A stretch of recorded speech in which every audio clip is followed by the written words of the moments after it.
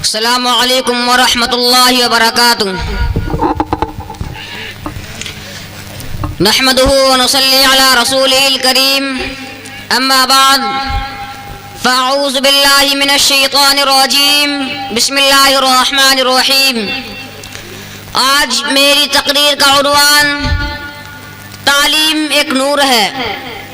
تعلیم زور بازو پر ترقی کے اعلیٰ مثال قائم کرتی ہے، علم کے سمندر میں غوطہ لگاتی ہے، علم کے علم کو اونچا کرتی ہے اور پھر حقیر سی سوئی سے لے کر بھاری بھرکم جہازوں پر اپنے نام کے ٹھپے لگواتی ہے اور یہ اعلان کرتی ہے کہ میرے ہاتھ میں قلم ہے، میرے ذہن میں اجالا، مجھے کیا غم دبا سکے گا کوئی ظلمتوں کا پالا، مجھے فکر امن عالم، تجھے اپنی ذات کا غم، میں طلوع ہو رہا ہوں تو غروب ہونے والا ہے، میں طلوع ہو رہا ہوں تو غروب ہونے والا ہے۔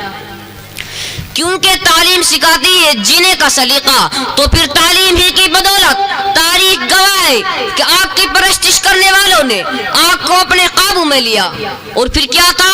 اوپر دیکھا آسمان نظر آیا، آسمان میں چاند نظر آیا، چاند میں انسان نظر آیا، پوچھا ماجرا کیا ہے؟ جواب ملا انسانی ترقی ہوئی ہے۔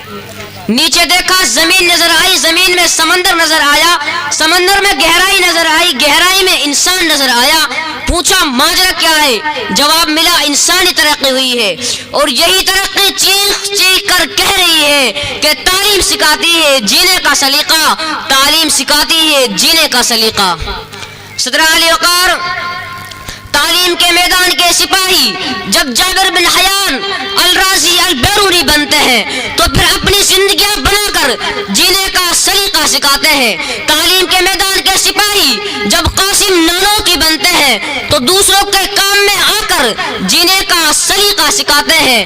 تعلیم کے میدان کے سپاہی جب سیاست میں اترتے ہیں ابراہیم لنکن بن قوم کو جینے کا سلیقہ سکھاتے ہیں۔ تعلیم کے میدان کے سپاہی جب رہنما بنتے ہیں تو سر سید احمد خان علی میاں ندوی بن کر قوم کی رہنمائی کر کے جینے کا سلیقہ سکھاتے ہیں۔ تعلیم کے میدان کے سپاہی جب کچھ کرنے کی ٹھان لیتے ہیں بیراہوں کو راہ پر لا کر مولانا الیاس کی صورت میں ایمانی تحریک کا نیا ڈھنگ سکھاتے ہیں۔ صدر علی وقار یہی تعلیم و تربیت، علم و عرفا کی بدولت اللہ تعالیٰ نے انسان کو اشرف المخلوقات کا درجہ دیا کہ یہی تو وہ علم ہے جس کی بدولت فرشتوں نے آدم علیہ السلام کو سجدہ کیا، کہ جبھی تو اسلام کی تعلیم کا آغاز تک لفظ اقرا سے ہوا، کیونکہ یہ تعلیم نور ہے، روشنی ہے، ہدایت ہے اور اولاد آدم کا گمشدہ خزینہ، انسان کو اوج کمال پر پہنچنے کا زینہ اور امت محمدی کا اسلاف تک رسانی کا زینہ بھی ہے، کیونکہ یہی تو وہ تعلیم ہے جس کی بدولت ابراہیم علیہ السلام آتش نمرود میں کود گئے، اسی تعلیم کی بدولت موسیٰ فرعون سے ٹکرا گئے، اور اسی تعلیم کی بدولت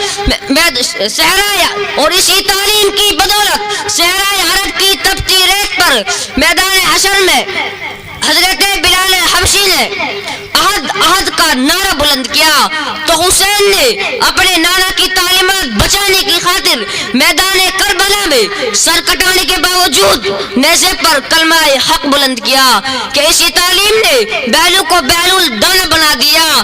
جعفر صادق سے تعلیم حاصل کرنے والے جابر بن حیان کو بابا کیمیا بنا دیا، کہ یہی تعلیم جب محمد اقبال کے پاس آئی تو وہ ڈاکٹر علامہ محمد اقبال بن گئے۔